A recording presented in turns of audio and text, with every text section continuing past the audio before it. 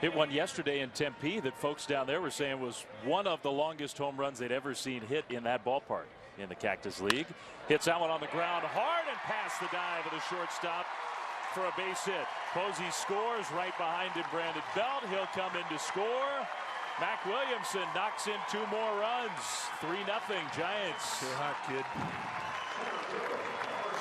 And if he did, he's using it as motivation to try and change their minds.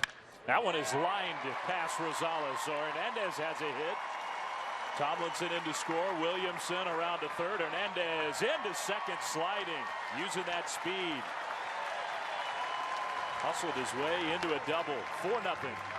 He'll start high, and then as he gets ready to hit, you watch him drop down on that back leg and really lowers his vision before the pitch is thrown to him.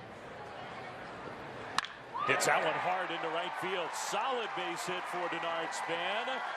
And cut off only with a dive and a bobble in right field. 2 runs are in and into second with a double. And I'm sure even though it's a Cactus League, that one feels good for Span.